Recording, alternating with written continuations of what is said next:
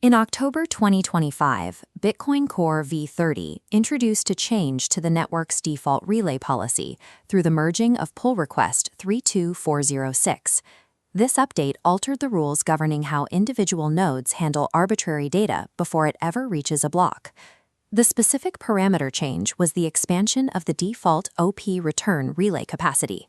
It moved from 83 bytes to 100,000 bytes, a 1,000-fold increase in the size of data packets nodes are willing to relay. For most of Bitcoin's history, the mempool acted as a gatekeeper, filtering out large files by default. Core v30 removed that filter. It is now possible to embed contiguous, renderable data on-chain without coordinating with a mining pool or using non-standard software. This lower barrier to entry makes it functionally easier to anonymously embed illegal content directly into the public transaction stream. Because of how the network syncs, archival node operators download, store, and propagate every byte of this content, regardless of its nature or their own consent. This shift suggests that protocol parameters are not just technical choices, they define the legal exposure of the people running the software. The motivation for this change was rooted in the mechanics of how Bitcoin nodes manage their active memory. Every node tracks unspent transaction outputs, or UTXOs. When data is embedded in unspendable outputs that cannot be pruned, it stays in the UTXO set forever, consuming resources. Unspendable taproot outputs create a permanent, growing weight every node must carry. Op_return outputs are different. Marked as provably unspendable, nodes can prune them. They evaporate from the memory-intensive UTXO set, keeping the scale balanced. The 100 kilobyte expansion in v30 was a technical incentive. It encouraged users to put their data in prunable OP return fields rather than polluting the UTXO set. Before this expansion, anyone wanting to store a large file on-chain had to bypass the public mempool and pay significant fees for direct inclusion in a block. Now, those same files can be routed through the public mempool for the price of a standard transaction fee, often a fraction of the previous cost. By optimizing for the health of the UTXO set, the protocol inadvertently lowered the cost and friction of using the blockchain as a general-purpose file host. This capacity for storage creates specific legal risks. In 2018, researchers at RWTA Aachen University conducted a quantitative study of files embedded in the Bitcoin blockchain. This visualization shows the Aachen findings.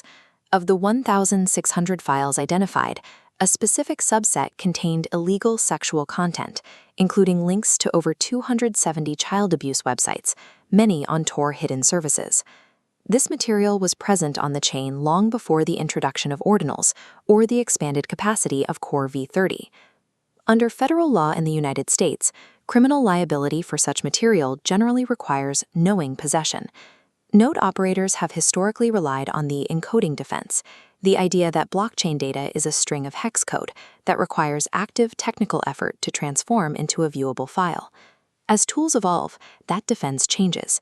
Modern scripts can now take that raw code and instantly render it into a structured, viewable format.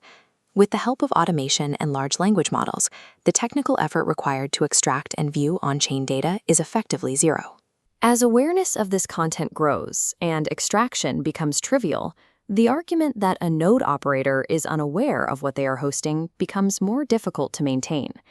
There is a common assumption that node operators are protected by the same safe harbor laws that allow the internet to function, such as Section 230 or the DMCA. However, Section 230 only applies to civil liability. It provides no protection against federal criminal statutes, including those involving illegal imagery. Consider the difference between a relay and an archive. On the left, a Tor relay moves data packets that flow through and vanish. On the right, a Bitcoin archival node stacks received data permanently, remaining on the operator's hardware indefinitely. DMCA safe harbors are designed for transient routing, conduits that do not store the information they transmit. Because archival nodes function as permanent storage, legal scholars have noted that they may not qualify for the protections granted to automated conduits. Without a blockchain-specific safe harbor, node operators exist in an untested legal space that becomes more complex as the volume of stored data increases. This legal uncertainty is a risk to the network's decentralized security. Bitcoin's rules are enforced by nodes that reject invalid blocks, regardless of how much hash power supports them. This was demonstrated in 2017 during the SegWit 2x event, when the distributed network of nodes successfully blocked a rule change favored by the majority of miners. This network of nodes acts as the primary enforcement layer, ensuring rules are followed. If running a node carries a threat of criminal prosecution, operators power down. The enforcement layer thins, reducing the network's ability to resist centralized pressure. A government does not need to outlaw Bitcoin to control it. They only need to make running an independent node legally unviable for the average person.